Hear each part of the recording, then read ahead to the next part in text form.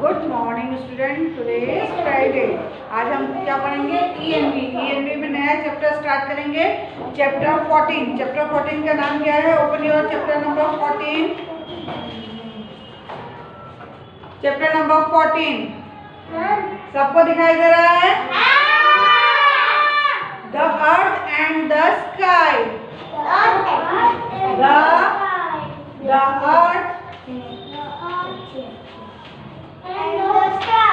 the earth and the sky and the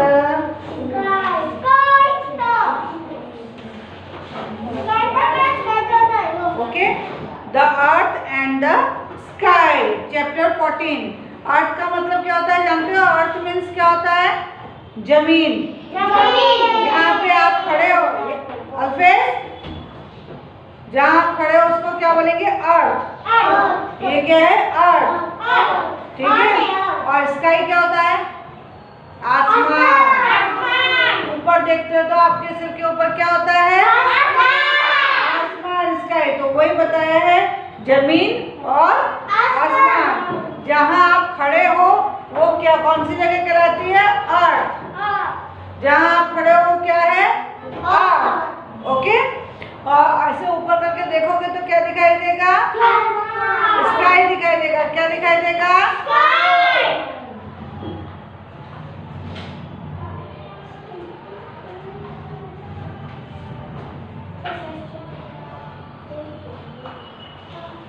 We live on the earth। Book में देखिएगा, book में देख।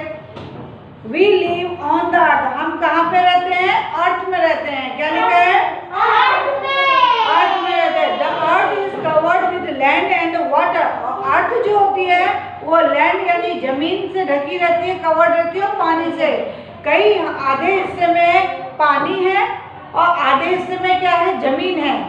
आप लोग और जगह जाते हो कभी तो आपको बड़े बड़े समुद्र दिखाई देते हैं, दिखाई देते हैं ना? तो समुद्र दिखाई देते हैं कि नहीं दिखाई देते हैं? तो we live on the earth। अभी आपको नहीं लिखना है, मैं लिख रही हूँ, ठीक है? Yes,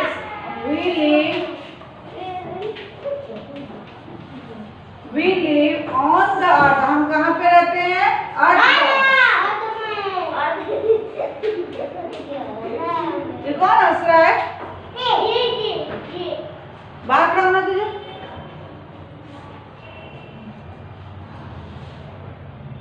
चुपचाप समझ लीजिए। We live on the earth।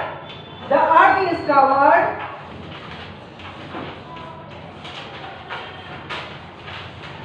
the earth is covered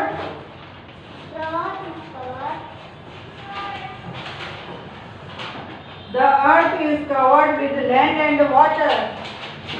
With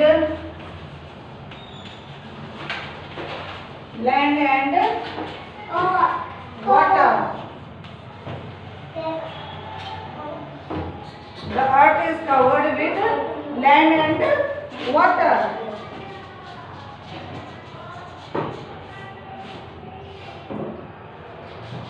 Many animals and plants live on land। और जमीन में कौन कौन रहता है?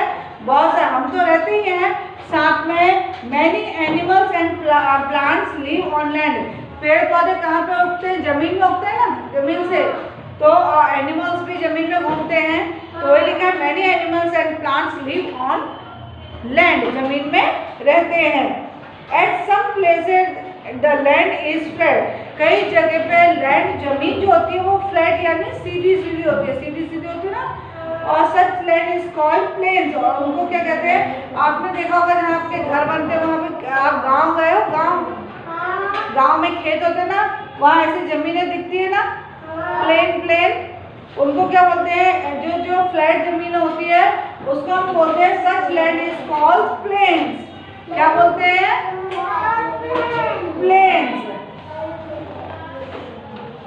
पेज टर्न करिए, पेज टर्न करिए। At some places there are highlands। और कहीं पे ऐसे लैंड, पहाड़ दिखाई देते हैं ना, उसको क्या बोलते हैं? Hills and mountains. जहाँ पे ऐसे पहाड़ दिखाई देते हैं क्या बोलते हैं? Hills and mountains. Mountains are higher than hills. Mountain जो होते हैं वो हिल से भी ऊपर होते हैं। बहुत ऊंचाई पे बड़े बड़े पहाड़ नहीं होते हैं, देखा होता है पहले के लोग ऋषि मुनि वगैरह भगवान लोग वहाँ पे तपस्या करते थे ऊपर जाके, है ना। तो माउंटेन हिल से भी बड़ा क्या होता है? माउंटेन होते हैं। Hills and mountains are cooler than plains. और हिल्स और माउंटेन में बहुत ज़्यादा बर्फ गिरती है। क्या गिरती है? हाँ, और जहाँ बर्फ गिरती है वहाँ पे क्या होता है? बहुत ज़्यादा ठंड होती है। क्या होती है? ठंड होती है, वहाँ पे ठंड होती है। वही लिखा है hills and mountains are cooler than plains. Plain की जगह जो जमीन में जो लोग रहते हैं उनकी जगह माउंटेन और हिल जो होता है वो बहुत ज़्यादा ठंडा होता है।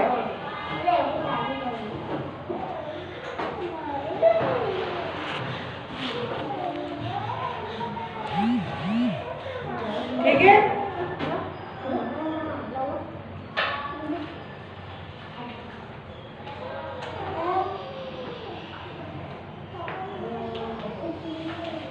At some places there are highlands. At some places there are highlands. These are called hills and mountains. क्या बोलते हैं? These are called hills and mountains. Mountains are higher than hills. Mountain जो होते हैं वो hills से बहुत ऊंचे होते हैं। क्या होते हैं? बहुत ऊंचे होते हैं। Hills and mountains are cooler than plains.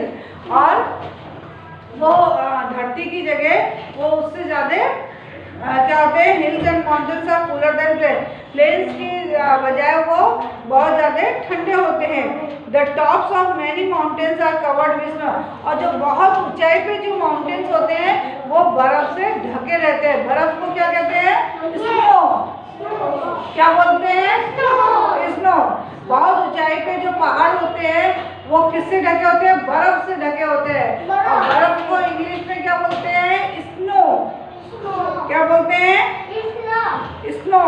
फिर से बता रही हूँ, फिर से ध्यान से सुनिए कि at some places the land is, कुछ प्लेसेस में जमीन जो होती है वो फ्लैट होती है, उसको हम प्लेन्स कहते हैं। और कुछ प्लेसेस पर हाईलैंड्स होते हैं, ऊंचे ऊंचे पहाड़ होते हैं, उसको हम माउंटेन्स या हिल्स कहते हैं। माउंटेन जो होते हैं वो हिल्स से बहुत ऊंचाई पे होते हैं और हिल्स और माउंटेन बहुत ज़्यादा प्लेन्स की जगह पे वो बहुत ज़्यादा ठंडे होते हैं।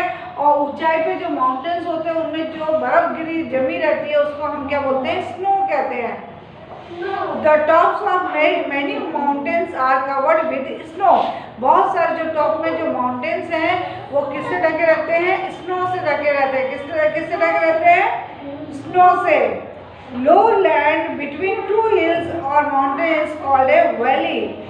लो लैंड बिटवीन दो हिल्स के बीच की जो जगह होती है उसको हम कहते हैं वैली।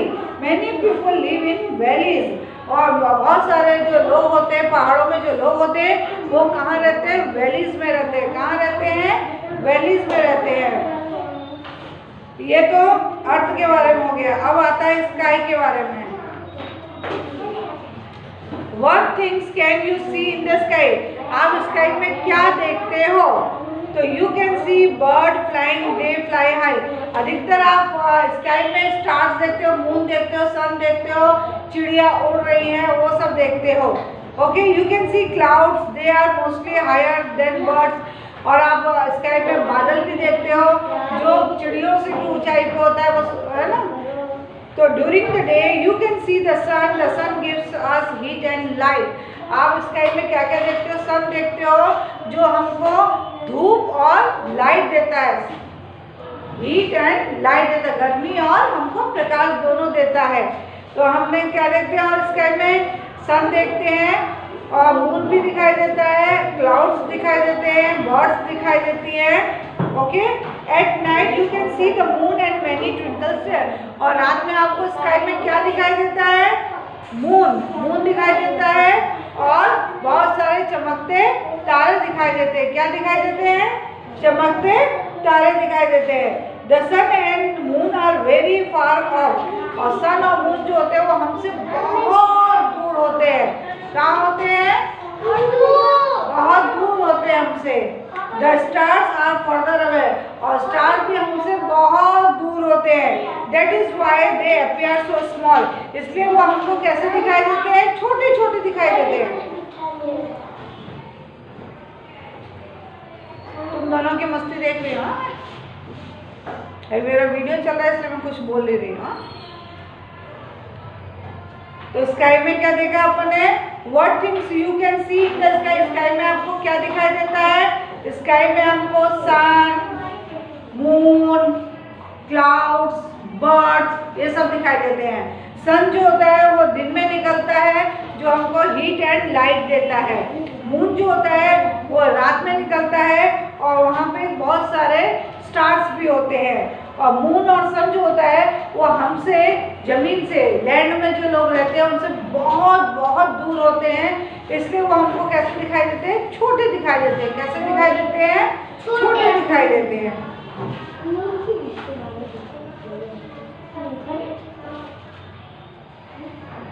चलिए कॉपी खोल लीजिए, फिल इन द ब्लैंक्स लिखेंगे। अब इसकी एक्सरसाइज करते हैं फटाफट, तो ये लेसन खत्म हो जाएगा। हाँ, इंग्लिश की 4 लाइन नोटबुक ओपन करिए। इंग्लिश की 4 लाइन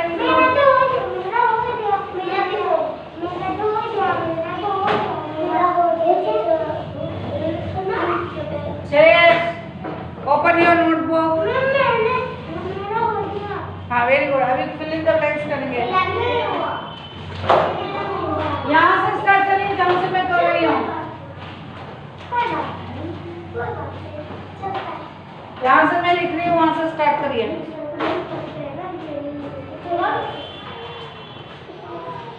चलिए fill in the blank, fill in the blanks. Chapter number 14 की एक्सरसाइज है, flat lands are called plains. पहले मैं लिख लूं, flat lands are called dash. जो फ्लैट लैंड होते हैं उनको हमने क्या कहते हैं, बोलो क्या सिखाते, क्या बोलते हैं, जो फ्लैट लैंड्स होते हैं उनको क्या बोलते हैं, प्लेन्स। क्या सिखाया था हमने, प्लेन्स,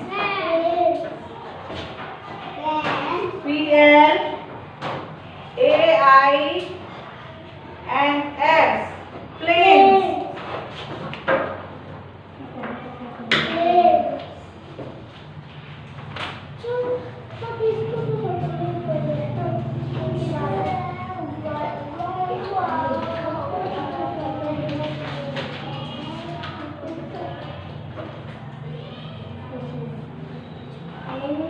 The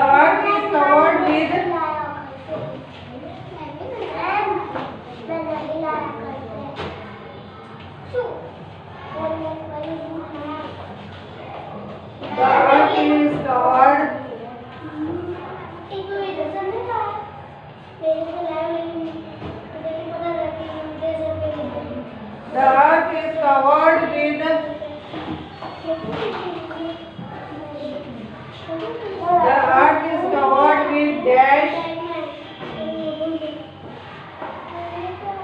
and dash.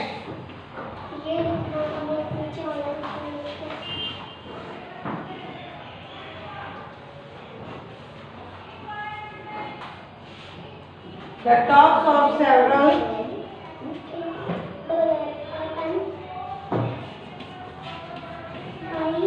ये देख लीजिए एक्सरसाइजेस की। The tops of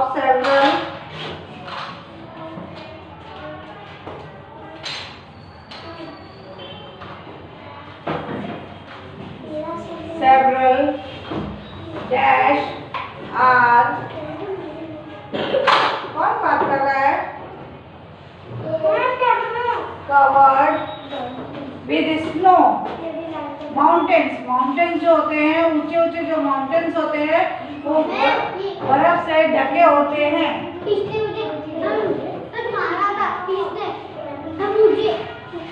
अभी लगाते रुको। The low land between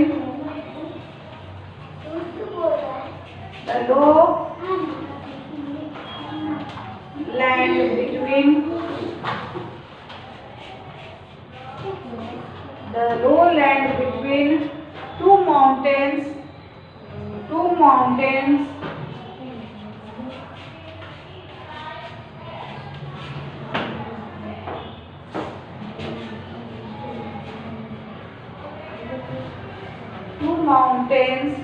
is called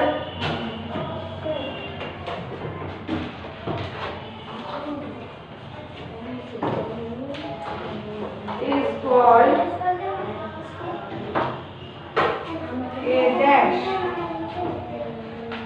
चलिए अब आंसर लिखेंगे. Flat lands are called plains. The earth is covered with. Earth किससे कवर्ड रहता है? Land and water. Land and water दिख रहा है सबको? The tops of several mountains.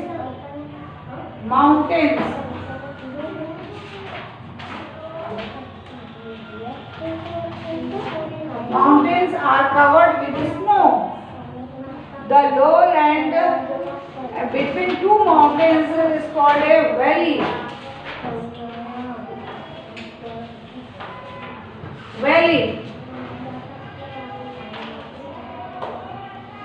फिर पुट राइट और रॉन्ग है. Birds fly higher than the moon. Bird जो होती हैं वो मून से ऊपर उड़ती हैं. No. The moon is nearer to us the stars. No. Mountains are cooler than plains. Right. Stars are smaller than birds. Wrong.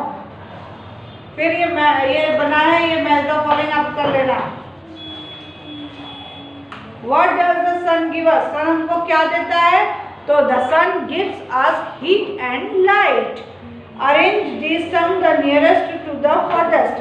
सबसे nearest कौन होता है? bird, फिर clouds, फिर sun, फिर stars. ओके, ये आपके क्वेश्चन है. आप ये fill in the blanks पहले उतार लीजिए. हाँ, 4 लाइन वाली नोटबुक में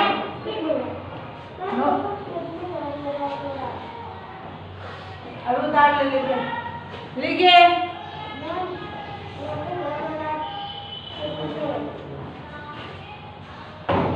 अच्छी तरह कुछ सेंटेंस होता. इंग्लिश में लिखना है, हिंदी में नहीं बेटा. 4 लाइन नोटबुक में लिखिए. हाँ लिखो.